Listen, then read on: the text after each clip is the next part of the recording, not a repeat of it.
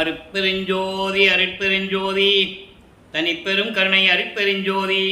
எல்லா உயிர்களும் இன்புற்று வாழ்க, வள்ளல் மலரடி வாழ்க வாழ்க, கொல்லா விரதம் குவளை எல்லாம் ஓங்குக, நல்லோர் நினைத்த நலம்பெறுக, நன்றி நினைத்த எல்லோரும் வாழ்க இசைந்து. உலக மக்களே, அறிவார்ந்த அன்பர்களே, ஆண்மநேய ஒருமைப்பாட்டுடைய அன்பர்களே, அருட்பெருஞ்சோதி ஆண்டவருடைய திருவிளையாடல்களை பார்த்து கொண்டிருக்கிறோம். இந்த பிரபஞ்சம் தோன்றிய காலத்திலிருந்தே ஆதியும் அந்தமில்லா தோன்றிய இறைவன், சுயமாக தோன்றிய இறைவன் அருட்பெருஞ்சோதி ஆண்டவர். இந்த பிரபஞ்சம் தோன்றிய காலத்திலிருந்து கூட அருட்பெருஞ்சோதி ஆண்டவர் எவ்வளவோ திருவிளையாடல்கள் செய்திருந்தாலும் கூட அவருடைய திருவிளையாடல்களை யாரும் இந்த பிரபஞ்சத்தில் கூறியதில்லை. அருட்பெருஞ்சோதி ஆண்டவர் சாதியையும் மதங்களையும் மார்க்கங்களையும் கடந்தவர். சாதியும் மதமும் சமயமும் காணா ஆதி அநாதையாம் அருட்பெருஞ்சோதி. சாதியை மதமும் சமயமும் பொய்யென ஆதியில் உணர்த்தி அருட்பெருஞ்சோதி. அப்படிப்பட்ட இறைவனுடைய திருவிளையாடல் 1823ஆம் ஆண்டு தொடங்கி 30/1/1874 இரவு 12 மணி வரையிலும் அருட்பெருஞ்சோதி ஆண்டவருடைய திருவிளையாடல் தொடர்ந்து நடைபெற்றுக் கொண்டிருக்கிறது. இந்த 51 ஆண்டு திருவிளையாடல்களை, அதாவது யுகங்களுக்கும் ஆயுள் காலம் உண்டு. கிரேத யுகம், திரேத யுகம், துவார யுகம், கலியுகம். இந்த 4 யுகங்களிலுமே சமயங்களோ மதங்களோ மார்க்கங்களோ உருவாகிவிட்டன. யுகங்களுடைய ஆயுள் காலம் முடிந்தவுடனே அந்த 4 யுகங்களும் அழிந்து விட்டது. அதே போன்று சமயங்களோ மதங்களோ மார்க்கங்களுடைய நெறிகள் மடிந்து விட்டாலும் கூட, அழிந்து விட்டாலும் கூட, ஆனால் மக்களிடையே தொடர்ந்து இருந்து கொண்டிருக்கிறது. இன்றைய பகல் வரை சமயங்களிலும் மதங்களிலும் மார்க்கங்களிலும் கூறப்பட்ட நெறிகளை பின்பற்றி கொண்டு மக்கள் வழிபட்டுக் கொண்டிருக்கிறார்கள். காரணம், இது காலங்காலமாக நடந்துவிட்டது. பதத்தலைவர்களை உருவாக்கி அருட்பெருஞ்சோதி ஆண்டவர், அதாவது பிரம்மன், திருமால், ருத்திரன், மகேஸ்வரன், சதாசிவம் போன்ற பதத்தலைவர்களை உருவாக்கி அவர்களுக்கு தத்துவங்களை கொடுத்து, பிரம்ம தத்துவம், விஷ்ணு தத்துவம், சிவ தத்துவம் என்ற தத்துவங்களை எல்லாம் அவர்களுக்கு கொடுத்து, 5 தொழில்களையும் கொடுத்து, படைத்தல், காத்தல், அழித்தல், மறைத்தல், அருளல் என்ற 5 தொழில்களையும் கொடுத்து பிரபஞ்சத்தை இயக்க வைத்தவர் அருட்பெருஞ்சோதி ஆண்டவர். இந்த சமயங்களுடைய தலைவர்களும் மதங்களுடைய தலைவர்களும் மார்க்கங்களுடைய தலைவர்கள் எல்லாம் சமயங்களையும் மதங்களையும் மார்க்கங்களையும் உருவாக்கி அதற்கென்று ஒரு நெறிமுறைகளை வகுத்து அதற்கு ஏற்றபடி ஆலயங்களை அமைத்து தங்களுடைய கர்த்தாக்களை உருவங்களாக, தங்களுடைய தலைவர்களை உருவங்களாக அமைத்து ஆலயங்களை அமைத்து அதற்கேற்ற வழிபாட்டு முறைகளை அமைத்து மக்களை வழிபட செய்து விட்டார்கள். எல்லாம் முடிந்த காலகட்டங்களில் ஒளி யுகத்தில், இப்போ நம்ம ஒளி யுகத்தில் இருந்துட்டு இருக்கோம். வழக்கமானவர்கள் சக்தி யுகம், சதுர யுகம் என்றால் கூறுவார். அதே போல சுத்த சன்மார்க்கத்தில் இருந்து கொண்டிருக்கிறோம். அப்போ இந்த உலக மக்களுக்கென்று ஒரு ஆன்மீக வழி வேண்டும், ஆன்மீக நெறி வேண்டும். அந்த ஆன்மீக நெறி சமரசமாக இருக்க வேண்டும். உலக மக்கள் அனைவரும் ஏற்றுக்கொண்டு சமரசமாக இன்புற்று வாழ வேண்டும். அதற்காகவே அருட்பெருஞ்சோதி ஆண்டவர் சுத்த சன்மார்க்கத்தை நிறுவி, எல்லா மார்க்கங்களும் சமயங்களும் மதங்களும் மனிதர்களால் உருவாக்கப்பட்டவை. சுத்த சன்மார்க்கம் ஒன்றுதான் அருட்பெருஞ்சோதி ஆண்டவரால் உருவாக்கப்பட்டது. சுத்த சன்மார்க்கத்தை உருவாக்கி அதை உலக மக்களிடையே தெரிவிக்க வேண்டும். அப்போ தனது மகனை, தன்னுடைய செல்வ பிள்ளையை, தன் அருளால் பெற்றெடுத்த ஒரு மகனை ஒரு தாயின் வழியாக இந்த உலகிற்கு வருவிக்க செய்ய வேண்டும். அந்த மகன் இந்த உலகிலே இருந்து கொண்டு, உலக மக்களிடமே இருந்து கொண்டு சுத்த சன்மார்க்கத்தை பற்றி சொல்ல வேண்டும் என்ற நிலையில் இருக்கும்போது தனது மகனை 1823ஆம் ஆண்டு 5/10/1823ஆம் ஆண்டு ஒரு தாயின் வயிற்றிலிருந்து, கருவறையிலிருந்து வெளியே கொண்டு வருகிறார், வருவிக்க செய்தார். அப்போது ஒரு தாயின் வயிற்றிலே தன் மகன் இருக்கும்போது அங்கே எப்படியெல்லாம் இறைவனுடைய திருவிளையாடல் நடந்தது என்பதை திருவருட்பாவிலே வள்ளற்பமானவர்கள் கூறியதை நாம் பார்த்துவிட்டோம். கருவறை இருட்டாக இருக்கிறது என்று சொல்லும்போது அங்கே ஒளிகாட்டியது. பசி என்று சொல்லும்போது தன் மகனுக்கு கருவறையிலே அருளமுதம் ஊட்டி மகிழ்ந்தது. உடம்பு புழுக்கமாக இருக்கிறது என்று சொல்லும்போது அமுதக்காற்று வீசியது. எல்லாமே அங்கே நடந்து கொண்டிருக்கிறது.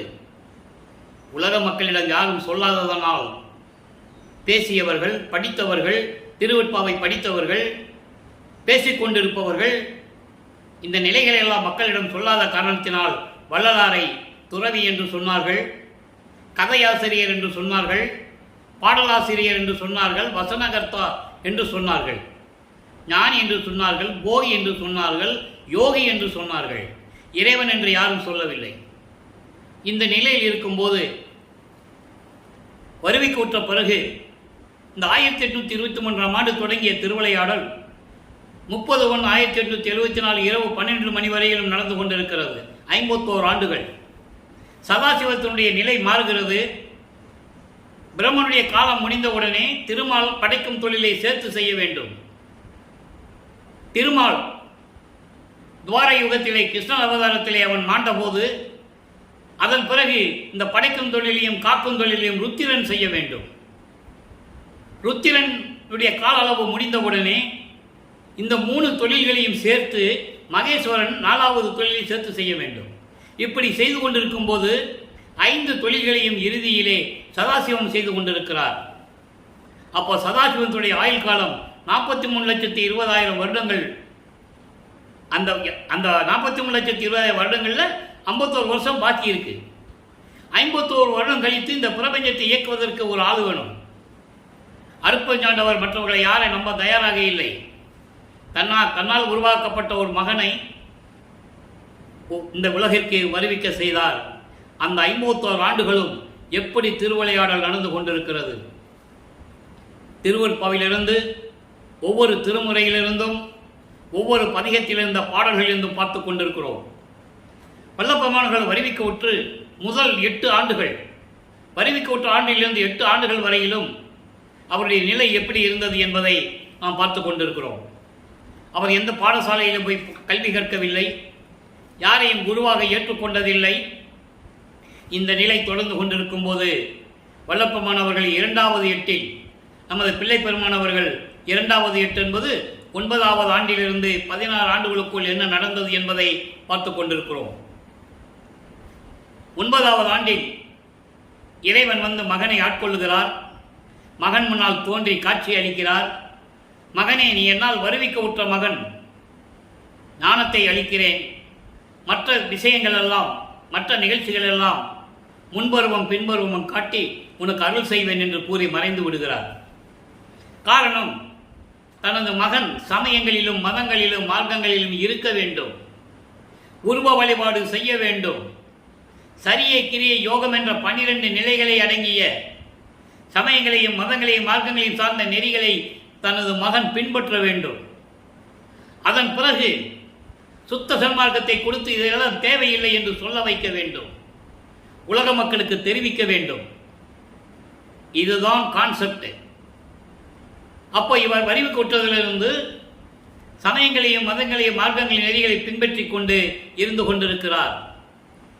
சைவ சமயத்தில் இருந்ததனால் சிவபெருமானை வழிபட்டுக் கொண்டிருக்கிறார், திருநீறு பூசி கொண்டிருக்கிறார், உத்தராட்ச மாலையை போட்டுக் கொண்டிருக்கிறார். அப்படி இருந்துதான் ஆகணும், வேற வழியே இல்லை. அவருக்கு தெரியாது, சுத்த சன்மார்க்கம் தெரியாது, அருட்பஞ்சாண்டவர் யாருன்னு தெரியாது. சிவபெருமான் தான் இறைவன் என்ற நிலையில் இருக்கும்போது திருவருள் முறையீடு உதயமாகிறது. 232 பாடல்கள். இன்று 198வது பாடலுடைய விளக்கத்தை பார்க்க போகிறோம். இதுவரை 197 பாடல்களை பார்த்து விட்டோம். ஒவ்வொரு பதிகத்திலிருந்தும் அதே மாதிரி பார்த்துருக்கோம். 2ஆம் திருமுறை, 3ஆம் திருமுறை, 4ஆம் திருமுறை, அதன் பிறகு 6ஆம் திருமுறை தான். 5ஆம் திருமுறை பெண்டிங்கில் இருக்கு. அது ஒன்றிலே முருகனை பற்றியே பாடியது. அதனுடைய நிலை என்ன என்பதை நம்ம பின்னால் தான் தெரிவிப்போம். ஏன் முருகனை பற்றி பாடினார் சொல்லணும்ல, உலக மக்களுக்கு சொல்லணும். அது நம்ம பின்னால் சொல்லுவோம். அது தத்துவத்துடைய தலைவர்களை பற்றி பாடியதனால் அங்கே இறைவனுடைய திருவிளையாடல் நடக்காது. நல்லா புரிஞ்சுக்கணும். நீங்கள் எப்படி இறைவனுடைய திருவிளையாடல் நடக்கிறது என்பதை இந்த பாடல்களில் தான் நம்ம பார்க்குறோம். இப்போது 1ஆம் திருமுறையிலே பதிகமாறு திருவருள் முறையீடு 198வது பாடல். நல்லா கவனிக்கணும். இப்போ வல்லப்பெருமானவர்கள் 9வது ஆண்டு தொடக்கத்தில் இருந்து கொண்டு 12 ஆண்டுகளுக்குள் இருந்து கொண்டிருக்கிறார். 9வது ஆண்டிலிருந்து 12 ஆண்டுகளுக்குள் இருந்து கொண்டிருக்கிறார். 2வது எட்டில் இருந்து கொண்டிருக்கிறார். அப்போ என்ன நடந்தது உலக மக்களுக்கு சொல்லணும் இல்லையா? ஏன்னா வல்லப்பெருமானவர்கள் வருவிக்க உற்று 202 ஆண்டுகள் முடிவடைய நிலையில் இருந்து கொண்டிருக்கிறது. அவரை பற்றி யார் சொன்னது? சும்மா பொதுப்படையாக பேசுனாங்க. திருவருட்பா எழுதினாரு, பாடினாரு, பசிக்கு சோறு போட்டார், கடைசியில் போனால் சித்தி விழாத்தில் ரூமுக்குள்ளே போய் மறைஞ்சிட்டாரு. இதான் லெவல், இப்படி தான் பேசினாங்க. இதுதான் உண்மை. ஆனால் திருவருட்பாவிலே அவருடைய நிலை என்ன என்பதை நம்ம பார்த்து கொண்டிருக்கிறோம். இப்போ பாருங்க, பாடலை பாருங்க. இப்போ 9வது ஆண்டிலிருந்து 12 ஆண்டுகளுக்குள் இருக்கிறார். நல்லா கவனிச்சுக்கணும். ஆனால் 2வது எட்டில் இருந்து கொண்டிருக்கிறார். சாற்ற அநேக நல் நா உள்ளதாயினும் சாற்ற அரிதாம் வீற்றவனே, வெள்ளி வெற்பவனே, அருள்மேவிய வெண் நீற்றவனே, நின் அருள் தர வேண்டும். முறையீடு செய்கிறார். அதான் திருவருள் முறையீடு. வருவிக்க உற்றவன் என்று தெரிவித்து விட்டு மறைந்து விட்டாய். இந்த உலகிலே நான் படுற அவமானங்கள் எவ்வளவு என்று முறையீடு செய்கிறார். நெடுமுடி வெள் ஏற்றவனே, பழி ஏற்றவனே, அன்பருக்கு ஏற்றவனே. இது பாடல். இந்த பாடலை விளக்கம் பாருங்க. நீண்ட சடைமுடி உடைய கடவுளே, காலை வாகனம் மீது வந்து அருளக்கூடிய இறைவனே, பிச்சை எடுக்கும் பெருமானே, பிச்சை எடுக்கும் பெருமானே, அடியார்களுக்கு ஏற்றவனே, எல்லா இடங்களிலும் நிறைந்து பரிபூரணமாக இருப்பவன் என்றாலும், பிரபஞ்சம் முழுவதும் எல்லா இடத்திலும் பரிபூரணமாக இருப்பவன் என்றாலும் கூட சொல்லுவதற்கு அரிதான நிலையில் வீறு நடை போடும் இறைவனே, திருநூறு பூசிக்கொண்டு அருளோடு விளக்கும் இறைவனே. ஏன் இங்க திருநூறு பூசிய இறைவன் என்று சொல்கிறார் என்றால், சைவ சமயத்தினுடைய குறியீடு. திருநூறு பூசிட்டா அந்த சைவ சமயத்தை சேர்ந்தவன், சிவனை கும்பிடுறவன். நாமம் போட்டுட்டா திருமாலை கும்பிடுகின்றவன். இப்படி உலகியலிலே வழக்கத்திலே நடைமுறைகள் உண்டு. அதை தான் அவர் சொல்றாரு, திருநூறு பூசிக்கொண்டு அருளோடுகின்ற இறைவனே. இதை ஏன் சொல்லுகிறேன் என்றால், விளக்கத்தில் சுத்த சன்மார்க்கத்தை வாங்கும்போது அருப்பெருஞ்சோதி, அங்கே ஒன்றுமே இருக்காது, குறியீடுகளே இருக்காது. சிவபெருமானே, நமச்சிவாயா, சிவாய நம, ஓ சிவாய நம, அதெல்லாம் இருக்கவே இருக்காது. ஒன்லி அருப்பெருஞ்சோதி, அருப்பெருஞ்சோதி, அருப்பெருஞ்சோதி, தனிப்பெருங்கருணை அருப்பெருஞ்சோதி. டோட்டலாக அந்த 4 மகாமந்திரத்திலே அடங்கிடுச்சு, 2 எழுத்துலேயே அடங்கிடுச்சு. இப்போ அப்படிப்பட்ட இறைவனே, உன்னுடைய அருளை எனக்கு தர வேண்டும் என்று உன்னை வேண்டிக் கொண்டிருக்கிறேன், உன்னிடம் முறையீடு செய்து கொண்டிருக்கிறேன். உன்னாலே வருவிக்க உற்று இவ்வளவு இன்னல்களை தாங்கிக் கொண்டிருக்கிறேன் என்று சொல்லி முறையீடு செய்கிறார். இப்போ 13வது ஆண்டு தொடக்கத்தில் அவர் ஏற்கனவே ஞானம் கொடுத்துட்டு போயிட்டார் இல்லையா? 13வது ஆண்டு தொடக்கத்தில் இவர் திருவொற்றியூருக்கு போகணும். நல்லா கவனிக்கணும் நீங்க. இவர் திருவொற்றியூருக்கு போகணும். அதுக்கு முன்னால் அவர் போனதில்லை. மனதை தூண்டி விடுகிறார் அருப்பெருஞ்சோதி ஆண்டவர். தன் மகனை எப்படியாவது திருவொற்றியூருக்கு இழுத்து செல்ல வேண்டும். மனம் தூண்டுகிறது. திருவொற்றியூர் செல்லுகிறார். முதல் முறையாக நமது பிள்ளை பெருமான் அவர்கள் திருவொற்றியூருக்கு, அதாவது சென்னையிலே 7 கிணறு தெருவிலிருந்து அங்கே திருவொற்றியூருக்கு நடந்து தான் போகணும். அப்போ அவர் எங்கே போனாலும் நடந்து தான் போகணும். நல்லா கவனிச்சுட்டே வரணும் நீங்கள். அப்புறம் எப்படி பறந்தார், பறக்கிற சக்தி எப்படி பெற்றாரு, பல உருவங்களாக எப்படி மாறினார்ன்றதை நம்ம இப்போ பார்க்க போகிறோம், போக போக பார்க்க போகிறோம். நல்லா கவனிக்கணும் நீங்கள். அப்போ இந்த நிலையில் இருக்கும்போது திருவொற்றியூருக்கு செல்லுகிறார். அங்கே 2ஆம் திருமுறை உருவாகிறது. 2ஆம் திருமுறை நான் ஏற்கனவே கூறியது போல 113 பதியங்கள், 1207 பாடல்கள். இதுவரை நாம் 22 பதியங்களை பார்த்திருக்கிறோம். எழுத்தறியும் பெருமான் மாலை மட்டும் நிலுவையில் இருக்கிறது, பெண்டிங்கில் இருக்கிறது. அதுக்கான நேரம் வருகிறது. 1ஆம் திருமுறையிலே வடிவுடை மாணிக்க மலையை பேசும்போது, அதை பற்றி சொல்லும்போது தான் எழுத்தறியும் பெருமான மாலை வரும். அதை சொல்லும்போது தான் 3ஆம் திருமுறையிலே பிரசாத மாலை வரும். அது சொல்லும்போது தான் 4வது திருமுறையிலே அபராத மன்னிப்பு மாலை வரும். அதற்கு பிறகுதான் 6ஆம் திருமுறையிலே நடராஜபதி மாலை, சத்குருமணி மாலை, அனுபவ மாலை எல்லாம் வரும். அது இருக்கட்டும். அப்போ இந்த நிலையில் இருக்கும்போது இறைவனை முறையீடு செய்கிறார். இப்போ 2ஆம் திருமுறை உருவாகிறது. 23வது பதியத்திலே திரு சாதன தெய்வத்திறம் என்ற பதியத்தை பார்த்து கொண்டிருக்கிறோம். திரு சாதன தெய்வத்திறம் என்பது இறைவனுடைய அருள் வல்லமையை எப்படியாவது பெற்றுக்கொள்ள வேண்டும். அந்த சாதனத்தை நாம் பெற்றுக்கொள்ள வேண்டும், அருளை பெற வேண்டும் என்ற ஒரு நோக்கத்தில், இயக்கத்தில் அந்த பதிகம் உருவாகிறது. நல்ல கவனிங்க. வஞ்சமிலா நெஞ்சகத்தே மருவும் முக்கன் மாமணியே உன்னை நினையே. இதை சொல்லுவதற்கு முன்னால் ஒரு சின்ன விளக்கம். காரணம், இதுக்கு முன்னால் பார்த்த பதியங்களிலே திருவொற்றியூரில் போய் இறைவனை வேண்டி எந்த பிரயோஜனம் இல்லை, எந்த அருளையும் பெற முடியவில்லை.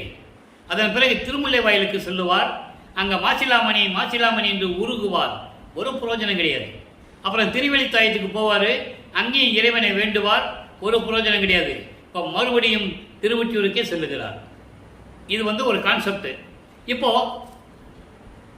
இந்த வாழா நாளை கஞ்சமலர் முகத்தியருக்கும் வாரில் தோன்றும் களிப்பினுக்கும் கழிக்கின்றேன் கடையனேனை நஞ்சும் உண்ண கொடுத்து மடித்திடனும் வாளால் நசுப்புறவே துணித்திடனும் நலிய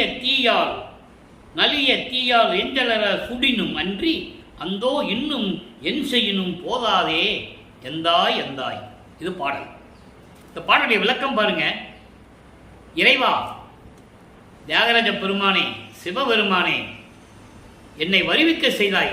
இப்போ வருவிக்க உற்றது சிவபெருமானால் தான் என்ற நிலையை அவர் சொல்லிக் கொண்டிருக்கிறார். அதை நீங்கள் நல்லா புரிஞ்சுக்கணும்.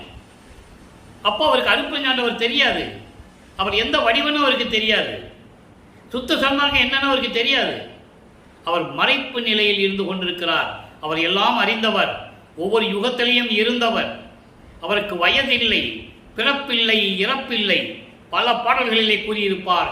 இன்றும் ஒரு பாடலை நாம் பார்க்க போகிறோம். அவர் மறைப்பு நிலையில் இருக்கிறார். இப்போ இறைவன் என்ன சொல்றாருன்னா, முன்னால் வருவிக்க உற்றவன் என்ற நிலை எனக்கு தெரிந்து விட்டது. நான் தெருவிலே நின்று கொண்டிருக்கிறேன். நான் ஏற்கனவே பூலோகத்திற்கு வர முடியாது என்று சொன்ன காலத்தில் கூட நீ என்னை அனுப்பிவிட்டாய். தெருவில் நின்று கொண்டிருக்கிறேன் என்று ஒரு பாடலிலே சொல்லுவார், சுத்த சன்மார்க்கத்தை பெற்ற பிறகு. அப்போ நான் தெருவில் நின்று கொண்டிருக்கிறேன். நான் யாரிடம் போய் சொல்லுவேன்? உன்னிடம் வந்தால் அருள் கிடைக்கவில்லை. வஞ்சமில்லா நெஞ்சகத்தை மறுவும் முக்கன் மாமணியே. வஞ்சகமில்லாத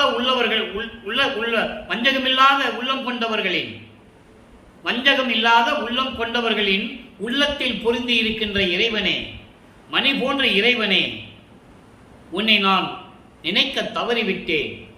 நினைப்பதில்லை. காரணம், என் வாழ்நாளை வீணாக கழித்துக் கொண்டிருக்கிறேன். பொழுதை வீணாக கழித்துக் கொண்டிருக்கிறேன். கஞ்சமலர் முகத்தியனுக்கும், கஞ்சமலர் என்பது செந்தாமரை மலர்.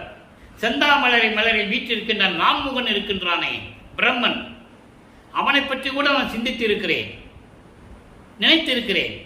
அதே போல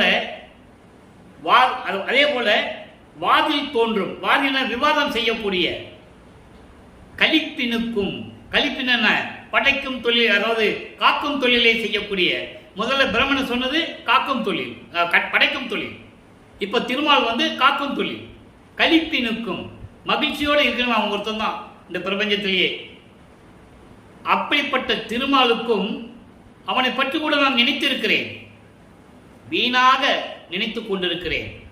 அந்த நிலையில் இருக்கும்போது என்னை என்ன செய்தால் தகும் என்று நீ நினைக்கிறாய்? விஷத்தை கொடுத்து கொன்னாலும் சரி, அருவாள் எடுத்து என்னை வெட்டினாலும் சரி, நெருப்படுத்தி என்னை சுட்டாலும் சரி, போதாது.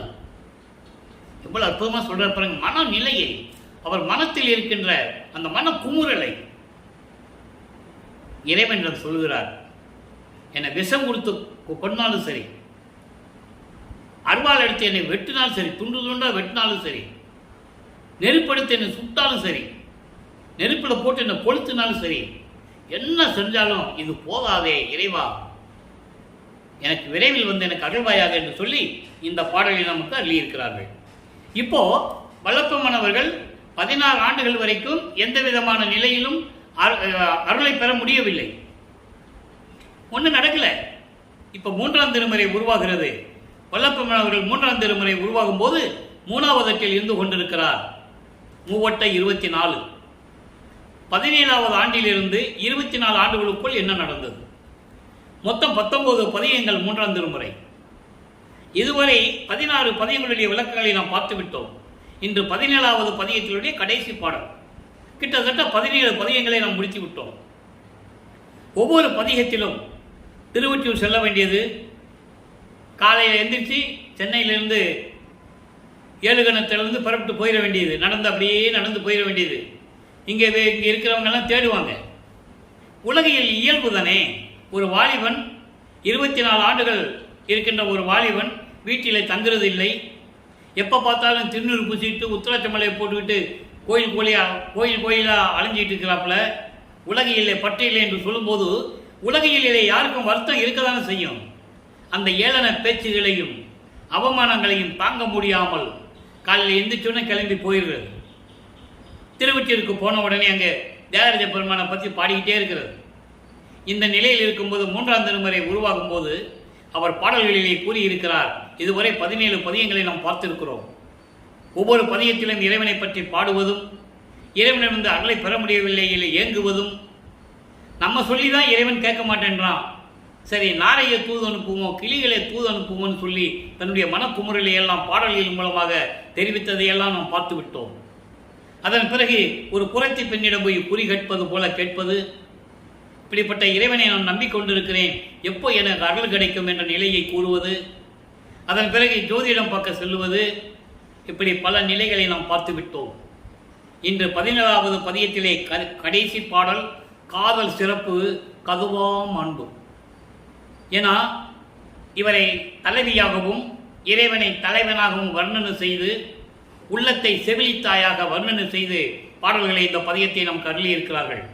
இதற்கு முன்பான பதிகத்திலே 16வது பதிகத்திலே 10 பாடல்களிலும் செவிலித்தாய் கூறுவாள் தலைவியை பார்த்து, மகளை பார்த்து இறைவனுடைய நிலையை கூறி, உலகியலிலே ஒரு பெண் காதலிக்கும் போது, ஒரு காதலினிடமிருந்து காதல் கொண்டு இருக்கும்போது அவளை பெற்றவள் இல்லை வளர்த்தவள் காதலனை பற்றி விசாரிப்பார்கள். அதனை உலக இயல்பு. அந்த உலக இயல்பை பாடலிலே கூறியிருக்கிறார். தாய் சொல்லுகிறாள் மகளை பார்த்து, அவனுக்கு இருக்க இடமில்லை, சுடுகாட்டிலே படுத்துக் கொண்டிருக்கிறான். இறைவனுடைய திருவிளையாடலையும் சொல்லணும், அதே நேரத்தில் உலக மக்களுக்கு சொல்லணும், அதற்கு செவிலித்தாய் சொன்னதுக்கு பதிலும் சொல்லணும். அற்புதமான பதியங்கள் அதெல்லாம். அப்போ சொல்லுவார், கழுத்தில் பாம்பு, விஷப்பாம்பு இருக்கு, நீ போய் கட்டி பிடிச்சேன்னு வச்சுக்க, விஷப்பாம்பு உன்னை கொத்துனா என்ன பண்ணுவ? சுடுகாட்டில் போய் மண்டை ஓடுகளை மாலையா போட்டுட்டு இருக்கானே, அவனை கட்டி பிடிக்கும் போது மண்டை ஓடு தானே உன் நெஞ்சில் இடிக்கும். என்ன சுகம் கிடைக்கும் உனக்கு? அவனை போயிட்டு நம்பிக்கிட்டு இருக்கிற, அவன் ஊர் ஊராக சுற்றிக்கிட்டு இருக்கிறான், அவனை போய் நம்பிக்கிட்டு இருக்கிற அப்படின்னு சொல்லும் போது இவர் எதிர்ப்பு தெரிவிக்கிறார். அதுதான் காதல் சிறப்பு கதுவா மாண்பு. காதலை பற்றி உனக்கு என்ன தெரியும்? இறைவன் மீது நான் கொண்டுள்ள காதலை பற்றி உனக்கு என்ன தெரியும்? அப்படி சொல்லுவது போல இந்த பாடல். அற்புதமான பாடல்கள் எல்லாம் நம்ம பார்த்துட்டோம். இன்னைக்கு கடைசி பாடல் 10வது பாடல். அதுக்கு இப்போ சொல்லிட்டு உலக மக்களுக்கு என்ன சொல்ல வர்றாருன்னா நமக்கு ரொம்ப முக்கியமான விஷயம். போர் மால் உடையார் உலகமெல்லாம் போக்கும் தொழிலர் ஆனாலும், உலகெல்லாம் போக்கும் தொழிலர் ஆனாலும், ஆர்வாள் சடையார் தமை அடைந்தோர் ஆசை அளிப்பார் ஆனாலும், தார்வாள் புயத்தார் மாவிரதர் தவ ஞானியரே ஆனாலும், கார்வாள் குழலாய் நான் அவர் மேல் காதல் ஒளியேனே கனவினுமே. இது பாடல். மறுப்பு தெரிவிக்கிறார். ஏற்கனவே சொன்ன செவிலித்தாயினுடைய கருத்தை மறுப்பு தெரிவிக்கிறார். அவரை பற்றி உனக்கு என்ன தெரியும்? எப்படி சொல்ற பாருங்க, அவரை பற்றி உனக்கு என்ன தெரியும்? பெரிய காளை வாகனம் மீது ஊர்ந்து வருபவர், காளை வாகனம் மீது வந்து அடியாருக்கு அருளை கொடுத்து கொண்டிருக்கிறவர், உலகமெல்லாம் இருக்கின்ற உயிர்களுடைய போக்கும் தொழில். இவர் போக்கும் தொழில்னா அழித்தல் செய்யக்கூடிய தொழில். 3வது தொழில் அழிக்கும் தொழில். அழிக்கும் தொழிலை செய்யக்கூடியவர் என்றாலும், ஆர்வாள் சடையார், ஆறுனா கங்கை, கங்கையை சடையில் வைத்துக் கொண்டிருக்கின்ற இறைவன். இப்படி சொல்றார் பாருங்க, காளை மீது வாகனம் கொண்ட இறைவன் தான், ஆனால் அழிக்கும் தொழிலை செய்து கொண்டிருக்கிறார். உயிர்களை படைத்து அதை அழிக்கும் தொழிலை செய்து கொண்டிருக்கிறார். இருந்தாலும் பரவாயில்லை, கங்கையை தலையில் வைத்துக் கொண்டிருக்கின்றவர். அவர்களை அதாவது தன்னை அடைந்த அடியார்களுக்கு, தன்னை வணங்குகின்றவர்களுக்கு உலக பற்றுகளை நீக்கிக் கொண்டிருப்பார், ஆசை அளிப்பார். ஆசை என்பது உலக ஆசைகள், மண்ணாசை, பெண்ணாசை, பொன்னாசை போன்ற ஆசைகளை எல்லாம் அறுத்து அவர்களை அடியர்களாக ஏற்றுக்கொள்ளுவார். அப்படிப்பட்டவர் என்றாலும் கூட பரவாயில்லை. மனமுடைய மலர்களை புயத்திலே மார்பிலே அணிந்து கொண்டிருப்பவர் அவர் ஞானி, நவ ஞானி ஆவார். இருந்தாலும் பரவாயில்லை. எப்படி சொல்ற பாருங்க, இப்படிப்பட்ட இருந்தாலும் பரவாயில்லை, எந்த நிலையில் இருந்தாலும் பரவாயில்லை, நான் அவர் மீது உண்ட காதலை என்னால் மறக்க முடியாது, கனவில் கூட நான் மறக்க மாட்டேன் அப்படின்னு சொல்லி இந்த பாடலை அருளி இருக்கிறார்கள். மைய கருத்து, இப்ப நிலைகள் மாறுகிறது. அதாவது 16 ஆண்டுகளுக்கு இருந்த நிலை வேறு, இப்போ 24 ஆண்டுகளுக்குள் இருக்கின்ற நிலை வேறு. அப்போ அவர் என்ன சொல்றாருன்னா, உலக மக்களிடம் தெரிவித்துக் கொண்டிருக்கிறார் பாடலின் மூலமாக, நான் வருவிக்க உற்று எவ்வளவோ துன்பங்களை நான் அனுபவித்திருந்தாலும் கூட நான் இறைவன் மீது உள்ள காதலை என்னால் விட முடியாது, அந்த அன்பை என்னால் விட முடியாது. ஏன்னா இவருக்கு தெரிஞ்சிருச்சு, இறைவனால் வருவிக்க விட்டவனு தெரிஞ்சிருச்சு, ஏதோ திருவிளையாடல் நடக்கிறது மட்டும் அவருக்கு தெரியும். நல்லா புரிஞ்சுக்கணும் நீங்க. இப்போ இந்த நிலை மாறும்போது, ஆண்டுகள் உருண்டு ஓடுகின்றன, இந்த நிலை மாறும்போது வல்லப்பெருமான் அவர்கள் 4வது அட்டில் இருந்து கொண்டிருக்கிறார். 4 × 32, 24 ஆண்டுகள் வரைக்கும் எந்த அருளை பெற முடியாதவர் 25வது ஆண்டிலிருந்து, வருவிக்க உற்று 25வது ஆண்டிலிருந்து 32 ஆண்டுகளுக்குள் என்ன நடந்தது உலக மக்களுக்கு சொல்லி ஆகணும். 4ஆம் திருமுறை உருவாகிறது. அங்கே அன்பு மாலை, அருட்பிரகாச மாலை, ஆனந்த மாலை இதெல்லாம் நம்ம பார்த்துட்டோம். இன்னும் பிரசாத மாலை இருக்கு, பத்தி மாலை இருக்கு, அபராத மன்னிப்பு மாலை இருக்கு, எல்லாம் இருக்கு, நம்ம பார்க்க போறோம். இப்போ 27வது ஆண்டில் இவருக்கு ஒரு நிலை ஏற்படுகிறது. தனக்கொடி அம்மையாருக்கு திருமங்கல்யம் பூட்டி அந்த கடமையும் செய்யணும். ஏன்னா அதுக்கு அதை வருவிக்க விட்டதில்ல, அதுவும் ஒரு திருவிளையாடல். அந்த அம்மாவுக்கு மோட்ச வீட்டை காட்டி விமோசனத்தை கொடுத்து நல்வழியை காட்டியது. இவர் மாங்கல்யம் கட்டினாதான் அந்த அம்மாவுக்கு அந்த நிலை கிடைக்கும். இது காலத்தின் கட்டாயம், ஏற்கனவே நிர்ணயிக்கப்பட்ட திருவிளையாடல். அப்போ அது நடக்கும்போது, திருமணத்தின் போது பிரம்மன், திருமால், ருத்திரன் போன்ற தேவர்களும் பதத்தலைவர்களும் அங்கு வாழ்த்த அமர்ந்து இருக்கிறார்கள். பாட்டில் சொன்னாரு, நம்ம அதை பார்த்துட்டோம். அருட்பிரகாச மாலையில் 95வது பாட்டில் தெளிவாக சொல்லிட்டாரு. மணக்கும் போது மால் மற்றொரு வீட்டிருந்தனர், என் அம்மை சிவகாமி வள்ளியும் என் தந்தையும் வரவில்லை என்று என் மனம் எப்படி ஏங்கியது என்று கூறுவார். உலக மக்களுக்கு தெரியாது, தேவர்கள் வந்தது மலர் தூணது அவங்களுக்கு எப்படி தெரியும்? மானிட பிறவிகளுக்கு தெரியாது இல்லையா? ஆனால் இவர் சொல்றாரு, இந்த நிகழ்ச்சியை கூட மக்களிடம் யாரும் சொல்லவில்லை, பொதுவாக பேசினார்கள். இவன் பொறுப்பு இல்லாமல் சுத்திட்டு இருக்கிறாரு ராமலிங்கம், அவனுக்கு ஒரு கல்யாணம் பண்ணி வச்சுட்டா, காலுக்கு கட்டு போட்டா அடங்கி இருப்பாரு அப்படின்னு அவங்களுக்குள்ளே பேசிக்கிறாங்க. கல்யாணம் பண்ண சொல்றாங்க, அக்கா மகளை தனக்கோடியை கல்யாணம் பண்ணிக்கப்பான்னு சொல்றாங்க. இது செவிவெளி செய்திகள், உண்மை கூட இருக்கட்டும், அந்த விளக்கத்துக்குள்ள நம்ம போக வேண்டாம். நம்ம திருவெட்பாவில் பாடலில் என்ன சொன்னால் உண்மையை தான் பார்த்துட்டு இருக்கோம் இல்லையா? அப்போ முடியாதுன்னு சொன்னா அப்புறம் பஞ்சாயத்துக்கு ஒரு சாமியார்கிட்ட போக அவர் சொல்ல இவர் ஏற்றுக்கிட்ட மாதிரி, இதெல்லாம் ஒரு போக்கு காட்டுறது. நல்லா புரிஞ்சுக்கணும் நீங்க, இதெல்லாம் ஒரு திருவிளையாடல் தான். இவராக ஒத்துக்கிற மாதிரி இருக்கக்கூடாது, ஆனால் கண்டிப்பாக அதை செய்யணும். அதான் ஒரு சூழ்நிலை. அப்போ அந்த நிலையில் இருக்கும்போது இப்படியெல்லாம் அப்பா அம்மா வரலையே, பெத்த பிள்ளைக்கு இருக்க தானே செய்யும். மகன் கல்யாணம் நடக்குது, அப்பா அம்மா வரலன்னா என்ன எப்படி இருக்கும்? அந்த நிலையை கூறுகிறார். அப்போ முதல் நாள் இரவிலே 2 குதிரை மாட்டின தேரில் மணமக்களை எப்படி வாழ்த்தினார்கள் என்பதையெல்லாம் இந்த விளக்கத்தெல்லாம் பார்த்து விட்டோம். இப்போ இந்த நிலைகள் மாறின பிறகு, தனக்கோடி அம்மையாருக்கு தாலி கட்டிய பிறகு உலகியலை துறக்க வேண்டும். அதான் கான்செப்ட். அடுத்த கட்டத்துக்கு போகணும்ல. அப்போ இவர் உலக பற்றுகளை வெள்ளாடை அணிந்து, முக்காடு போட்டு வெள்ளாடை அணிந்து திருநீர் பூசுவதை நிறுத்தி, ஏன்னா சமயங்களையும் மதங்களையும் மார்க்கங்களையும் கடக்கணும். உத்திராட்ச மாலையெல்லாம் போடாம திருநீர் பூசாம வெள்ளை ஆடையை போட்டு ஒரு வீட்டுக்குள்ள இருந்துட்டு கதவை பூட்டிடுறது. இனிமேல் நான் எங்கேயும் போக மாட்டேன், உன்னை பார்க்க எங்கேயும் வரமாட்டேன் சிவபெருமானே, நான் எங்கேயும் வரமாட்டேன், உன்னால் முடிஞ்சா வந்துக்கோன்னு சொல்லி கதவை பூட்டிட்டேன். அப்போ இறைவனுக்கு மகனுடைய கோபம் நியாயமானது என்று கருதி விண்ணுலகத்திலிருந்தே மண்ணுலகிற்கு வந்து திருவழியாக கால்வலிக்க நடந்து வந்து கதவை திறந்து எப்படியெல்லாம் அருளை கொடுத்தார் என்பதை அருட்பிரகாச மாலையிலே 100 பாடல்களிலே பார்த்து விட்டோம்.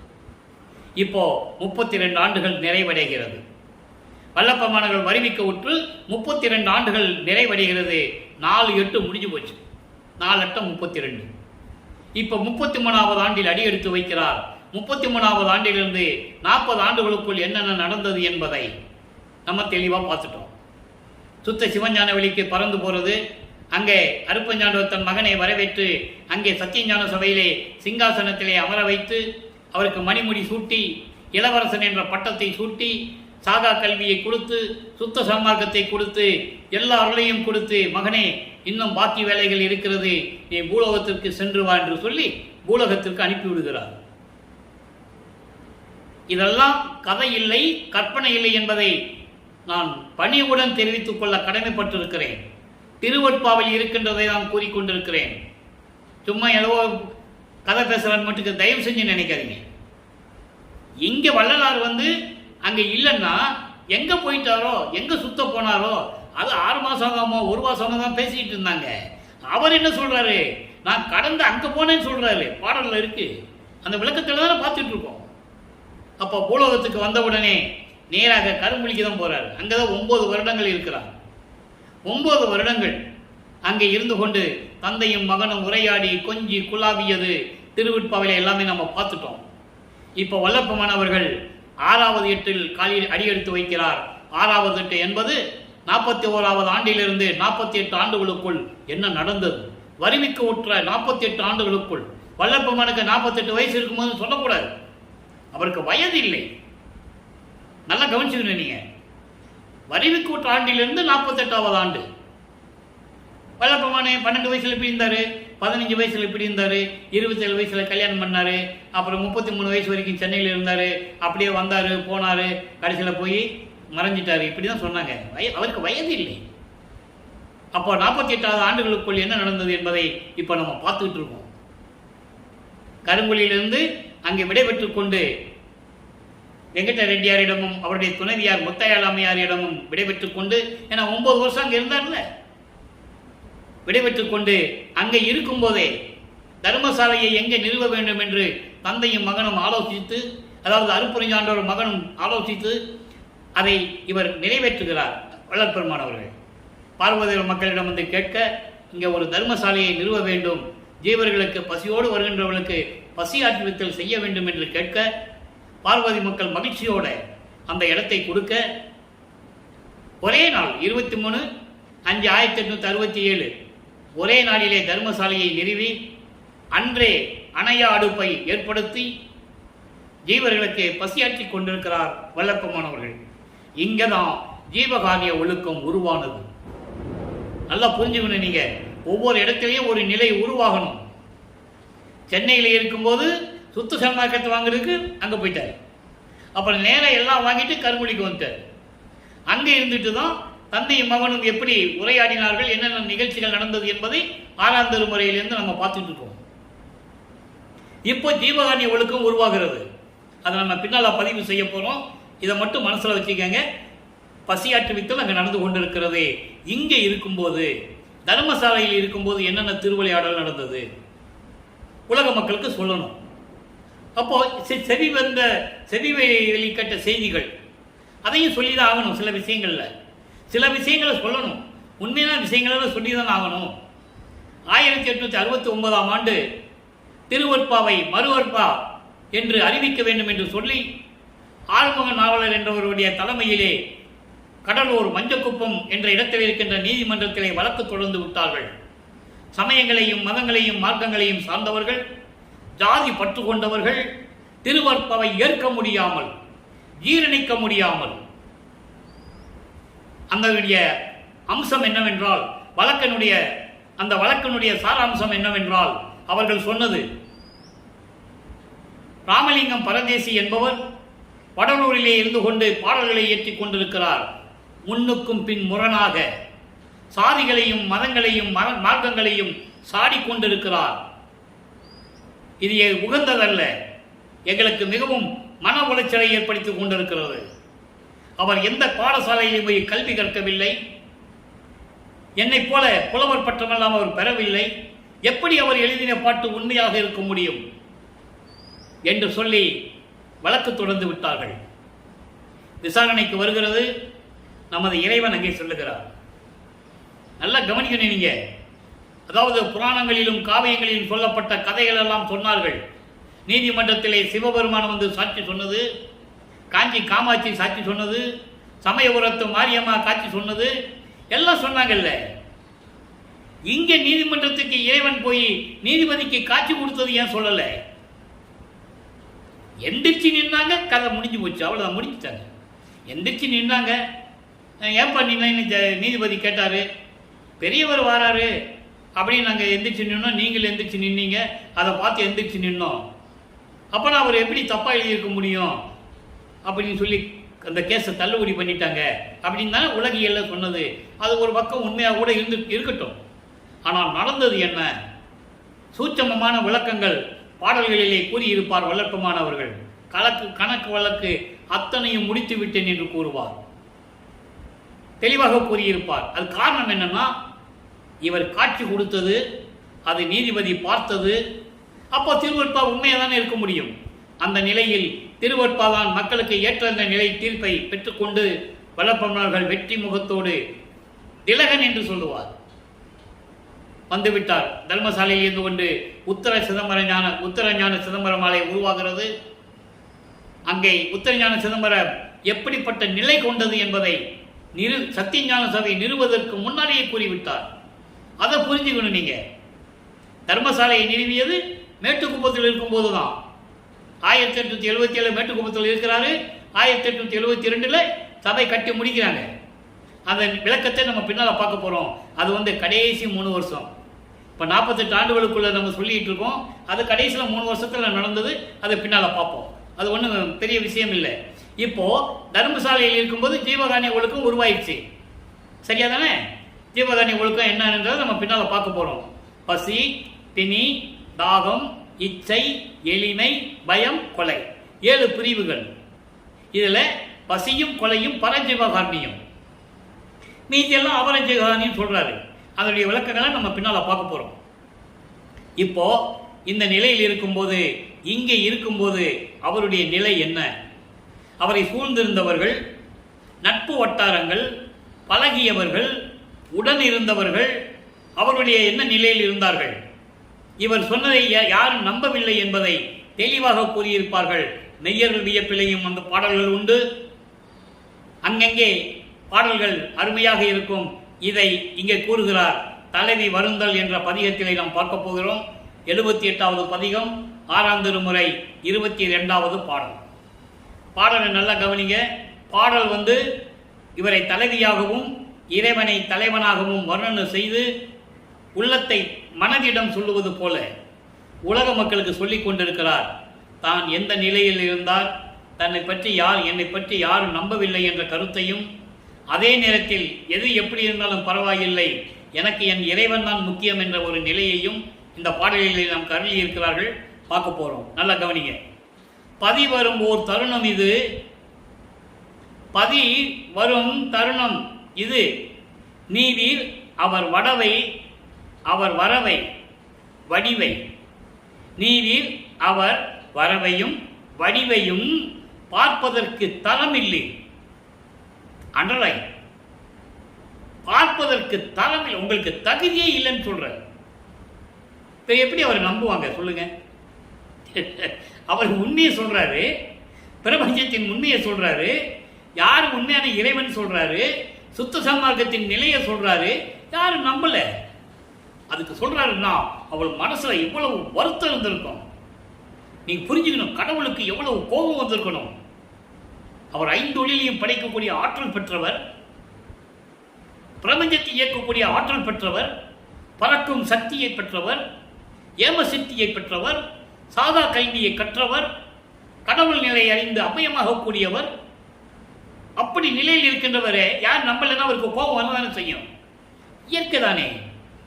பதி வரும்போர் தருணம் இது, நீவீர் அவர் வடிவை பார்ப்பதற்கு தரமில்லீர் என்றேன்.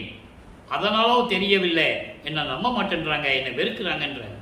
அதாவது கடவுள் வர்ற நேரம் வந்துருச்சு. பதி என்பது கடவுள் என்றும் சொல்லலாம், கணவன் என்றும் சொல்லலாம். ஏன்னா இவர் தலைவியாக சொன்னதுனால கணவன் என்று சொல்லுகிறார். கடவுள்னு நம்ம எடுத்துக்கலாம், தவறில்லை. அவர் வர்ற நேரம் வந்துருச்சு. அவரை பார்க்கறதுக்கு உங்களுக்கு தகுதி இல்லை. நீங்கள் சமயங்களிலும் மதங்களிலும் மார்க்கங்களிலும் இருந்து கொண்டு புலையை விடுவதில்லை, கொலை செய்வதை விடுவதில்லை, சிறு தெய்வங்களை வழிபடுவதை விடுவதில்லை. அப்படிப்பட்டவர்களுக்கு உங்களுக்கு தகுதி இல்லை என்று நான் சொன்னேன். அடுத்து சொல்ற பாருங்க, எதிலும் எனக்கு இச்சை இல்லை, அவர் அடிக்கண் அல்லால் என்று உரைத்தேன், இதனாலோ எதனாலோ அறியேன். எனக்கு எதிலையுமே ஆசை இல்லை. உலக விடயங்கள் மேல் ஆசை இல்லை. மண்ணாசை, பெண்ணாசை, பொன்னாசை இல்லை. மாயங்களையும் மயக்கங்களையும் நம்ம இருக்க வேண்டிய அவசியம் இல்லை. நான் அவருடைய திருவடியை மட்டும்தான், அவருடைய திருவடியின் அருளை பெறதான் நான் காத்து கொண்டிருக்கிறேன். அதுதான் எனக்கு வேண்டும் என்று நான் சொன்னேன். அதனாலோ எதனாலோ தெரியல, மதிமுகத்தால் பாங்கி ஒரு விதி முகத்தால் ஆனால் மனமே ஒத்துக்கல. பாங்கின்ற தோழி, தோழிய மனதை தோழி என்று சொல்லுகிறார். அப்படின்னு என்ன அர்த்தம்? உலக மக்கள் ஏற்றுக்கொள்ளவில்லை. என்னை பார்த்தவுடனே அருவருப்பாக பார்க்கிறார்கள். இங்க என்ன, அதாவது தோழியை சொல்றது போல சொல்றாரு. என் தோழி முகம் எப்படி இருக்குன்னு தெரியுமா? அப்படி நிலா மாதிரி இருக்கும், பளிச்சுன்னு இருக்கும். அவளே ஒத்துக்கல. கோப முகத்தோடு ஆனால், விதி முகத்தால் ஆனால், வினைகளை உடைய முகம் எப்படி இருக்கும்? சுருங்கி போயிருக்கும். அந்த மாதிரி ஆயிடுச்சு அப்படின்னு சொல்றேன். எவ்வளோ அற்புதமாக சொல்கிறார் பாருங்க. நான் இப்படியெல்லாம் சொன்னேன். என்னை கூடி இருந்தவர்கள், சுற்றி இருந்தவர்கள் எல்லாம் இருந்தாங்க. எல்லாருக்கும் தான் நான் சொல்கிறேன். கடவுள் வர்ற நேரமாச்சு, அவரை பார்க்கறதுக்கு உங்களுக்கு தகுதி இல்லை, ஓரம் போய் தள்ளி நில்லுங்கன்னு சொல்லிட்டேன். அதனால தான் சொன்னார், கொலையும் புலையும் தவித்தவர்கள் உள்ளே புகுவகவும். ஒவ்வொரு வரிக்கும் அர்த்தம் இருக்கு, விளக்கம் இருக்கு. சுத்த சமார்க்கத்தில் இருந்தால்தான் நீ இறைவனை பார்க்க முடியும் என்று கூறுகிறார். அதான் தரம் இல்லீர் என்று சொல்லுகிறார். அதை நீங்க புரிஞ்சுக்கணும். அப்போ இப்படிவெல்லாம் இருந்தவர்கள் துதிசை மடமாதர் எல்லாம் சதி செய்வாரானார். துதிசை மடவார்கள் யார்? மடவர்னா பெண்கள் சொல்றாரு இங்க. ஆனால் அதனுடைய சுத்த சன்மார்க்க விளக்கம் என்னவென்றால், சமயங்களிலும் மதங்களிலும் மார்க்கங்களிலும் இருந்து கொண்டு அவர்களுக்கு ஏற்றபடி வழிபாடு செய்து கொண்டு அவருடைய கர்த்தாக்களை, அவருடைய தலைவர்களை வழி செய்தவர்கள் எல்லாம் என்னை சுற்றி கொண்டு சதி செய்து கொண்டிருக்கிறார்கள். நல்லா கவனிக்கணும் நீங்க. சதியானார், சதி செய்வாரானார். கூட இருந்தவங்க, சுற்றி இருந்தவங்க பூரா எனக்கு சதி செய்து கொண்டிருக்கிறார்கள். காரணம், நீதிமன்றத்தில் என்னை கொண்டு வந்து நிறுத்தி விட்டார்கள். இப்போ புரியுதா உங்களுக்கு என்ன நடந்ததுன்னு? அந்த வரியில சொல்றாரு, சமயங்களிலும் மதங்களிலும் மார்க்கங்களில் இருந்து கொண்டு சிறு தெய்வங்களை வழிபட்டு கொண்டு உயிர்களை கொன்று கொண்டு மாமிசம் சாற்று கொண்டிருக்கிறவர்கள் எல்லாம் எனக்கு சதி செய்து கொண்டிருக்கிறார்கள் என்னுடன் இருந்து கொண்டு. அவருக்கு தெரியாமலையா இருக்கும்? கடைசி வரைக்கும் ஜாதி பற்ற விடவே இல்லையே. அவர்கள் மாணாக்கர்களாக இருந்தாலும் சரி, நட்பு வட்டாரத்தில் யாராக இருந்தாலும் சரி, முதலியார், செட்டியார், பிள்ளை, ஜாதி பெயர்களை போட்டுக்கொண்டுதானே இருந்தார்கள். அதை இங்கு குறிப்பிடுகிறார். என்னுடைய இருந்து கொண்டு சதி செய்து கொண்டிருந்தார்கள். இறைவனுக்கு தெரியாமையா இருக்கும்? மெய்யர் வியப்புல சொல்லுவாரு, வெள்ளம் வந்துருச்சு, வெள்ளம் வந்துருச்சு, ஒரு படகு வந்துச்சு, அதில் நான் ஏறினேன், என் கூடயும் சில பேர் ஏறினாங்க. கடைசியில் பார்த்தா, இடையில பார்த்தா யாருமே காணோம், நான் ஒருத்தன் தான் கரையில் நிற்கிறேன். அதாவது சமயங்களும் மதங்களும் மார்க்கங்களும் சூழ்ந்த காலகட்டங்களில் நான் சுத்த சன்மார்க்கத்தை, அதான் படகுன்னு சொல்றேன். மெய்யர் வியப்புல பாட்டு இருக்கு, அந்த பாட்டை நான் விளக்கம் கொடுத்துருக்கேன். படகுல சுத்த சன்மார்க்கம் வந்துச்சு, அதில் நான் சேர்ந்துக்கிட்டேன். என் கூட சில பேர் இருக்கிற மாதிரி இருந்தாங்க. பாதி வழியில எல்லாம் இறங்கி போயிட்டாங்க. கடைசியில் பார்த்தா நான் ஒருத்தன் தான் நிற்கிறேன். அப்படின்னு என்ன அர்த்தம்? நானே சன்மார்க்கி, சாகாதவனே சன்மார்க்கி, நானே சன்மார்க்கத்தை நடத்துகிறேன். எதுக்கு சொன்னாரு? அதான் சொன்னார். அவர் ஒருத்தர் தான் நிலையா நின்னது. அவரும் 30/1874 12 மணிக்கு நானும் உங்க கூட வரேன் சாமின்னு யாராவது சொல்லியிருந்தாங்கன்னா கூட்டு போயிருப்பார். ஏங்கினாரு, யாராவது சொல்லுவாங்களான்னு. எல்லாம் தூங்கிட்டாங்க. இவர் சாமியார் தானே, எல்லாம் பேசிட்டு கிடப்பாரியா, சும்மா ஏதாவது பேசுவார், அப்புறம் 6 மாதம் கழிச்சு வருவார். இப்படி சொன்னவங்க தானே, யாரும் மறுக்க முடியாத நண்பர்களே. அதனால தான் தைரியமாக உறுதியாக சொல்லிக் கொண்டிருக்கிறேன். என்னுடைய ஆதங்கம், இந்த வள்ளலார் ஊழியனுடைய ஆதங்கம், எப்படிப்பட்ட இறைவனை மறைத்து விட்டார்கள். சரி, அதெல்லாம் பேசணும்னா நான் பேசிக்கிட்டே இருப்பேன், நாள் முழுக்க பேசுவேன். மலேசியாவில் பேசியிருக்கேன், தமிழ்நாட்டில் எல்லா இடத்துலையும் பேசியிருக்கேன், ஆந்திரா, கர்நாடகா எல்லாம் பேசியிருக்கேன். என்னுடைய நிலைப்பாடை சொல்லும்போது மக்களுக்கு ஏற்றுக்கொள்வதற்கு அதாவது அந்த உணர்வு யாருக்கும் இல்லை. அதனால திருப்பி என்னை கூப்பிட மாட்டாங்க, பேசுறது கூப்பிட மாட்டாங்க. அதை பற்றி நான் கவலைப்படுவதில்லை, அது வேற விஷயம். இப்போ இந்த நிலையில் இருக்கும்போது என்னுடைய சுத்த நடராயர், நல்லா கவனிக்கணும். நடராஜன் சொன்ன உடனே நீங்க சிதம்பரத்துக்கு போயிடக்கூடாது. சுத்த நடராயர், சுத்த நடராயர் அருப்பெருஞ்சோதி. அவர் சைவ சமயத்தை சேர்ந்த நடராஜன், சிவபெருமான் சைவ சமயத்தை சேர்ந்த தலைவன். அவன் நினைச்ச திருவிளையாடல் பண்ணிட்டு பிள்ளைகள் இழப்பா என்ன வேணாலும் கேட்பாங்க. அருப்பெருஞ்சோதி ஆண்டவர் அப்படி அல்ல, சுத்த சன்மார்க்கத்தை சேர்ந்தவர் என்பதை நான் பதிவு செய்ய கடமைப்பட்டிருக்கிறேன்.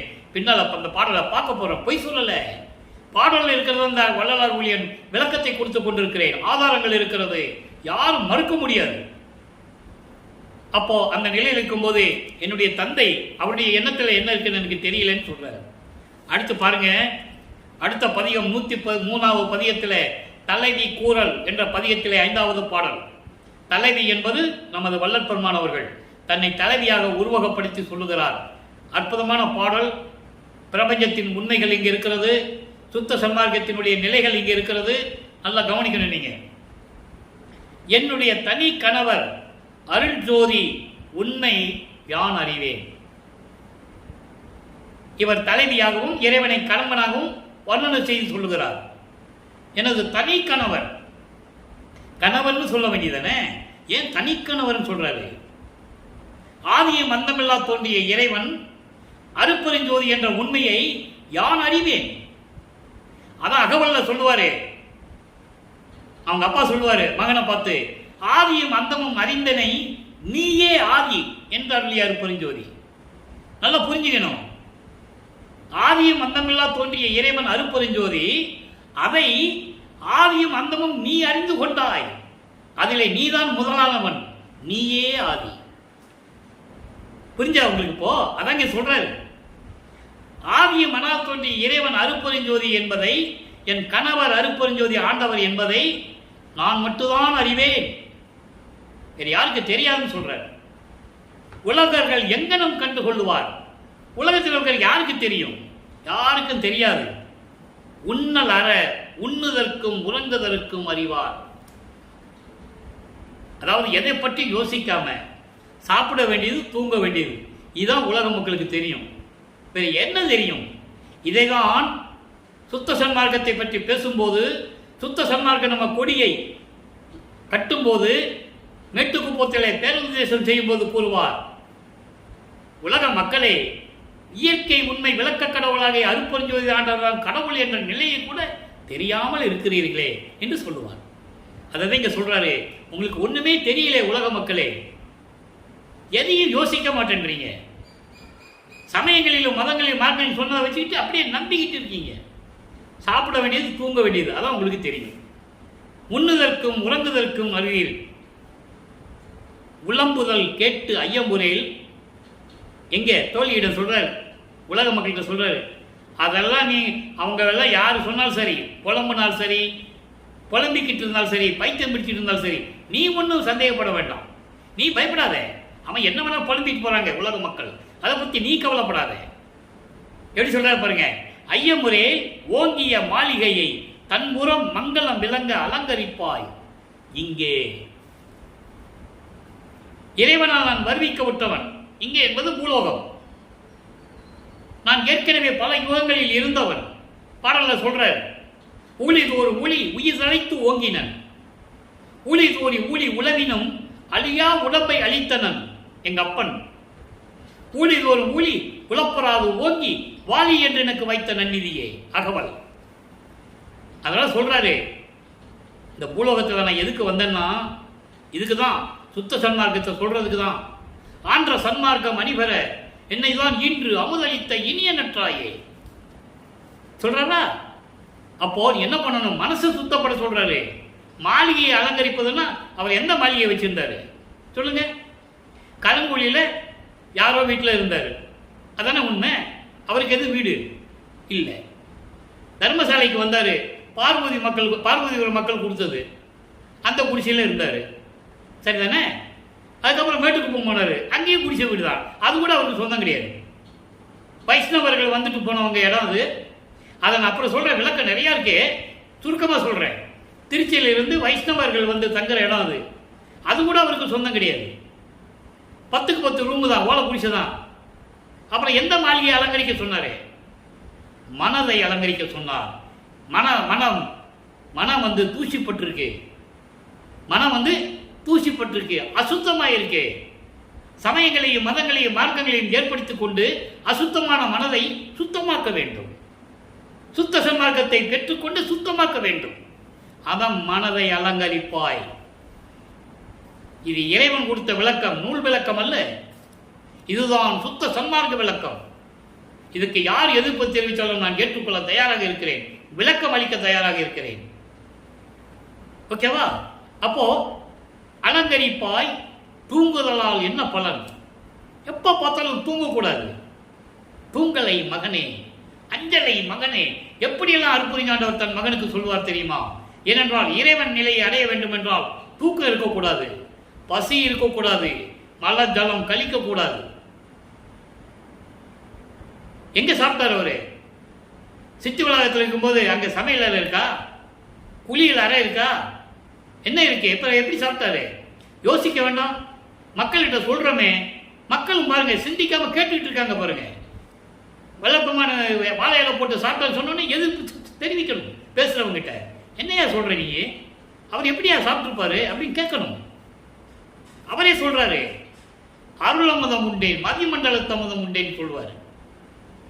நான் சமயங்களிலும் மதங்களிலும் அரியா பருவத்தில் இருந்தபோது நான் உண்ட உணவெல்லாம் அமுதமாயிற்றுன்னு சொல்வார். மக்களிடம் சொல்ல வேண்டும், மக்களுக்கு தெரியப்படுத்த வேண்டும். அப்படி மனதை நீ சுத்தமாக வைத்துக்கொள் என்று சொன்னால், உலக மக்களே, உங்கள் மனம் சுத்தமாக இருக்க வேண்டும் என்றால் சுத்த சன்மார்க்கத்திற்கு வாழுங்கள். அதான் சொல்றாரு. சோர்வடைய வேண்டாம், பொதுவில் தன்னுடைய நடம்புரியும் தலைவர் திரு ஆணை. நான் சொல்லல, என்ன சொல்றாரு எங்க அப்பன், நான் சொல்லிட்டேன். அதுக்கப்புறம் உங்க இஷ்டம். சத்தியம் சத்தியம் சத்தியம் சொல்லுகிறார். மக்கள்கிட்ட யாராவது இறைவன் சத்தியம் பண்ணதை பார்த்துருக்கீங்களா நீங்க? புராணத்துல கூட கிடையாது, எதுலையுமே கிடையாது. இவர் சத்தியம் பண்றாருன்னா மக்களுடைய அறியாமை நிலையை நினைத்துக் கொள்ளுகிறார். அடுத்து பாருங்க, உலக மக்களுக்கு எப்படி சொல்றாரு? 106வது பதிகம், 104வது பதிகம், 3வது பாடல். உலக மக்களுக்கு, உலகிற்கு உய்வகை கூறுதல். ஆயாமையலே நீர் ஆதி அனாதியாகிய சோதியை அறிந்து கொள்கிறீர். எப்படி சொல்ற பாருங்க. உலக மக்களே, நினைச்சு பாருங்க, சிந்தனை பண்ணி பாருங்க, ஆராய்ச்சி பண்ணி பாருங்க. அது வரைக்கும் உங்களுக்கு உண்மையான கடவுள் யாருன்னு உங்களுக்கு தெரியாது. ஆதியம் அனாதியாக இருந்த இறைவன் அருட்பெருஞ்சோதியை எப்படி நீங்க தெரிந்து கொள்ள முடியும்? சிந்தித்து பாருங்கள். சமயங்களிலும் மதங்களிலும் மார்க்கங்களில் கூறப்பட்ட அவர்கள் கடவுளர்கள் அல்ல. கடவுள் நிலைக்கு, அருட்பெருஞ்சோதி ஆண்டவருடைய கடவுள் நிலைக்கு கோடான கோடி பங்கு தாழ்ந்த நிலையில் இருக்கிறவர்கள். அது முருகனாக இருந்தாலும் சரி, விநாயகனாக இருந்தாலும் சரி, திருமால் பிரம்மன் யாராக இருந்தாலும் சரி, அவர்களெல்லாம் பத தலைவர்கள், தத்துவங்களின் அடிப்படையில் செயல்பட்டவர்கள் என்று தெளிவாக வல்லப்பெருமான் கூறியிருக்கிறார். ஆதாரம் உண்டு, யாரும் மறுக்க முடியாது. அதான் சொல்றாருங்க, நீங்க சிந்திக்காம, யோசனை பண்ணாம, ஆராயாம நீங்க எப்படி அற்புதஞாண்டவரை தெரிஞ்சிக்க முடியும்? அப்படின்னா என்ன அர்த்தம்? சுத்த சன்மார்க்கத்துக்கு வாங்கன்னு அர்த்தம். அப்ப சொல்லிட்டாரா? அடுத்து சொல்றாரு பாருங்க, மாயாமை பிறவாமை வழி ஒன்றும் உணரி. பிறந்து இறந்து என்னத்தை சாதிச்சீங்க? மாயாமைன்னா இறக்காம இருக்கணும், பிறவாமைன்னா பிறக்காம இருக்கணும். அது அதனுடைய வழிமுறைகள் எப்படி உங்களுக்கு தெரியும்? சுத்த சன்மார்க்கத்தில் இருந்தால்தான் தெரியும். சமயங்களிலும் மதங்களிலும் மார்க்கங்களிலும் மரணமில்லா பெருவாளை பற்றி யாரும் சொன்னதில்லை. பிறப்பு இறப்பு எப்படி நீக்க வேண்டும், அதுக்கான வழி என்ன, யாரும் சொல்லலை. அதாவது சொல்றாங்க, இப்படியெல்லாம் தெரியாம இருக்கிறீர்களே சொல்லிட்டு அடுத்து சொல்றாரு பாருங்க, மறவாமை நினையாமை வகை சிறிது அறிய. சுத்த சன்மார்க்கத்தில் இருந்தால் தானே உனக்கு மறைப்பு இருக்காது. மறப்பு இருக்காது. தீய எண்ணங்களை நினைக்காம இருக்க முடியும். நினையாமை. சுத்த சன்மார்க்கத்தில் இருந்தாலும் இருக்கின்றவர்களுக்கு தான் ஜீவகாரிய ஒழுக்கம்னா என்னன்னு தெரியும், உயிர் இறக்கம்னா என்னன்னு தெரியும், ஐயோ உயிர்களை கொல்லக்கூடாது என்ற நிலை தெரியும், புலால் சாப்பிடக்கூடாது, மாமிசம் சாப்பிடக்கூடாதுன்னு தெரியும். சுத்த சன்மார்க்கத்தில் இருந்தால் தெரியும். எனவே உலக மக்களை சுத்த சன்மார்க்கத்துக்கு வாங்கன்னு சொல்றார். அடுத்த ஒரு வார்த்தை சொல்றார் பாருங்க, காய்மை பழுக்கின்ற கருத்தையும் கருதி. காயாமை பழுக்கின்ற ஒரு பழம் பழுக்கணும்னா என்ன ஆகணும்? ஒரு மாம்பழம் எடுத்துக்கங்க, மாமரத்தில் பூக்கணும், அந்த பூ பிஞ்சாகணும், பிஞ்சு காயாகணும், காய் முத்தி பழமாகணும். இதெல்லாம் இல்லாமல் நேராக பழம் கிடைச்சா எப்படி இருக்கும்? நல்லா யோசனை பண்ணணும். அந்த நிலையை கூறுகிறார். துன்பப்படாம, துயரப்படாம, கஷ்டப்படாம நீ சுத்த சன்மார்க்கம் வந்துடு. ஒன்றும் இல்லையே. அதான் சொல்றாரு, காயாமை பழுக்கின்ற கருத்தையும் அறிவீர். அந்த வழிமுறையே உங்களுக்கு தெரியலையே. காலங்காலமாக சொல்லிட்டு இருக்கான். சிலை வலுவாற்ற சிவபெருமானை நடராஜனை கும்பிட்டுட்டு தான் வடலூருக்கு வரணும்னு சொல்லிட்டு இருக்காங்க. தவறுன்னு சொல்றாரு. நேரா வான்னு சொல்றாரு. காயாமை பழுக்கின்ற கருத்தனை அறியி. துன்பப்படாம நீ சந்தோஷமா இருக்கலாம். அது கூட தெரியாம இருக்கிறீங்களே உலக மக்களின் சொல்லிட்டு கண்மூடி திரிகின்றீர். கனிவோடும் இறப்போருக்கு ஈயாமை ஒன்றையே இன் துணை என்பீர். கேட்டா என்ன சொல்ற? நான் யாருக்கு பசியோட வந்தவனுக்குள்ள சோறு போட மாட்டேன், அதுதான் எனக்கு இன்பமா இருக்குன்னு சொல்றீங்க. எப்படி அது சொல்லித்தாரங்க? இதுதான் ஜீவகாரியத்தை அங்க வரை வலியுறுத்துகிறார். பசியோட வரவங்களுக்கு நான் சாப்பாடு போட மாட்டேன் அப்படின்னா என்ன அர்த்தம் அது? அப்போ சுத்த சன்மார்க்கத்தில் இருக்கின்றவனுக்கு தான் பசியினுடைய கொடுமை தெரியும், பசியினுடைய அருமை தெரியும். நல்லா புரிஞ்சுக்கணும் நீங்க. அப்போ எத்துணை கொள்கின்றீர் பித்துலகிறே. எதுதான் உங்களுக்கு துணை நினைச்சிட்டு இருக்கீங்க? சொல்லிட்டாரா? அடுத்து பாருங்க, 4 வரிதான் சுத்த சிவநிலை. 106வது பதிகம் சுத்த சிவநிலை 13வது பாடல். இதெல்லாம் எனக்கு எப்படி கிடைச்சது? சுத்த சிவநிலைன்னா என்ன அன்பர்களே? சுத்த சன்மார்க்கம் என்ற தலைப்பிலே நான் பதிவு செய்ய நினைத்து கொண்டிருக்கிறேன். இறைவனுடைய அருளால், இறைவனுடைய திருவிளையாடல் முடிந்தவுடனே அதுதான் சுத்த சன்மார்க்கம் என்றனுடைய விளக்கம் என்ன உலக மக்களுக்கு சொல்ல வேண்டும். அதை இங்கே சொல்லுகிறார். ஒன்றே சிவம் என்று உணர்ந்தேன், உணர்ந்து அங்கு நின்று மெஞ்ஞான நிலை பெற்றேன், நன்றே மெய் சித்தியெல்லாம் பெற்றேன், திரு அம்பலத்தாடி பத்தியெல்லாம் பெற்ற பலன். ஒன்றே சிவம், சிவம் வேறு சிவன் வேறு. அருட்பெருஞ்சோதி ஆண்டவர் தான் கடவுள், ஒரே கடவுள் என்று நான் உணர்ந்தேன். உணர்ந்தது மட்டுமல்ல, சுத்த சன்மார்க்கத்தை பெற்று அங்கு நின்றேன். சுத்த சன்மார்க்கத்தில் இருந்ததனால் மெய் ஞான நிலை பெற்றேன், மெஞ்ஞான நிலை பெற்றேன். மெஞ்ஞான நிலை பெற்றது அவர் ஒருவர் தான் என்பதை நான் இங்கே பதிவு செய்ய கடமைப்பட்டிருக்கிறேன். முத்தியோடு சென்றவர்கள் கோடான கோடி பேர்கள். சித்தி என்பது, ஞான சித்தி என்பது சுத்த சன்மார்க்கத்தில் இருந்தவன் தான் பெற முடியும். முத்தியை பெற்றேன், அம்முத்தியினால் ஞான சித்தியை உற்றேன். உந்திப்பெற சித்தன் ஆணைன் என்று உந்திப்பெற கடவுளாயிட்டேன்னு சொல்வாரு.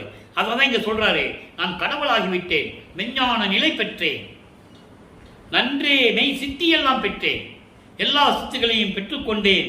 திரு அம்பலத்தாடி இறைவனை பற்றி பாடி பாடி பாடி எல்லாவற்றையும் பெற்றுக்கொண்டேன். அடுத்து பாருங்க, தனித்திரளங்களில் 41வது பாடல். நேரம் நெருங்கி கொண்டிருக்கிறது, நல்ல கவனிங்க. பொருள் பெறும் தனி மெய் போகமே, என்னை புறத்தினும் அகத்தினும் புறந்த தெருள் பெரும் சிவமே, சுத்த சன்மார்க்க செல்வமே. அதான் முக்கியம் நமக்கு. இறைவன் யார்? அருட்பெருஞ்ஞாண்டவர், சுத்த சன்மார்க்கத்தின் தலைவன். அதான் சொல்றாரு, சுத்த சன்மார்க்க செல்வமே, நான் பெற்ற சிறப்பே, மருள் பெரும் கடலை கடத்தி எந்தனை வாழ்வித்த என் பெரு வாழ்வே, அருட்பெருஞ்சோதி அம்பலத்தரசே, அம்மையே அப்பனே அபயம். இதனுடைய பாடலுடைய சுருக்கம் பாருங்க.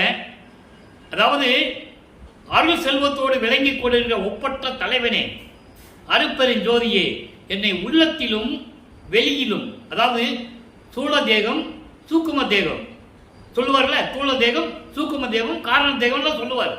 இதெல்லாம் கலந்து கொண்ட இறைவனே, அருளெல்லாம் கொடுத்து என்னை பக்குவப்படுத்திய இறைவனே, நான் பெற்ற சிறப்பே, சமயங்களையும் மதங்களையும் மார்க்கங்களையும் கடத்தி வந்து என்னை வாழ்வித்த பெருவாழ்வே, உன் அருளே அருள், அம்மையே அப்பனை என்று கூறுகிறார். அடுத்து கடைசியாக ஒரே ஒரு விளக்கம், மெய்யருள் வியப்பு 16வது பாடல். தலைகால் திரித்து நோக்கி தரிக்கினேனேயே, தாங்கி தெரிந்த தயவை நினைக்கில் உருகுது ஊனையே, கொலையும் புலையும் தவிர்த்த நெறியில். அதான் முக்கியம், அதுக்காக தான் இந்த பாடல் நமக்கு அருளி இருக்கிறார்கள். கொலையும் புலையும் தவிர்த்த நெறி எது? சுத்த சன்மார்க்க நெறி. மனிதர் மதிக்கவே புகிமித்தாய், ஐயா என் வாய் துடிப்பதை ஏற்றி துதிக்கவே.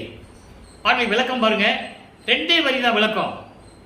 சுத்த சன்மார்க்கத்தில் கொலையும் புலையும் தவிர்த்த நெறியில் என்னை நீடிக்க செய்தாய், எனக்கு அருளினாய். அதோடு மட்டுமல்ல, சமயங்களிலும் மதங்களிலும் மார்க்கங்களில் இருந்த நெறிகளை எல்லாம் நீக்கி என்னை ஆட்கொண்டாய அந்த தயவை நினைக்கும் போது உடம்பெல்லாம் உருகுது. தலையும் காலும் திரித்து நோக்கி, அதாவது நல்லது கெட்டது தெரியாத நிலையில், நான் சமயங்களிலும் மதங்களிலும் மார்க்கங்களிலும் இருந்த போது எதுவுமே தெரியாத நிலையில், தலைகால் தெரியாம ஆடாதடான்னு சொல்லுவாங்களே உலகியல்ல, தலைகால் தெரியாம ஆடிக்கிட்டு இருக்கான் அப்படின்னு சொல்லுவாங்க. அதான் இங்க கூறுகிறார். அப்படியெல்லாம் நான் இருந்தேன்.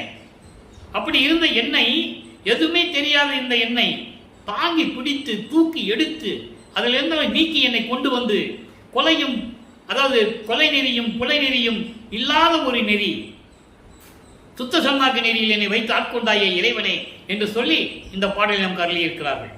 ஆக அன்பர்களே, இன்றைய பார்த்த பதிவில் நீங்கள்லாம் கேட்டிருப்பீர்கள், சுத்த சன்மார்க்கத்தில் இணைந்து ஜோதி வழிபாடு செய்து அருப்பெருஞ்சோதி அருப்பெருஞ்சோதி தனிப்பெருங்கனை அருப்பெருஞ்சோதி மகாமந்திரத்தை உச்சரித்து கொலையும் புலையும் தவிர்த்து இறைவனை வேண்டி இறைவனுடைய அருளையும் செல்வங்களை எல்லாம் பெற்று இந்த வையகத்திலே நீங்கள் வாழ்வாங்கு வாழ வேண்டும், நோயற்ற வாழ்வில் வாழ வேண்டும் என்று வாழ்த்தி இந்த வள்ளலார் ஊழியன் விடைபெறுகிறேன். மீண்டும் நாளை சந்திப்போம். நன்றி, வணக்கம்.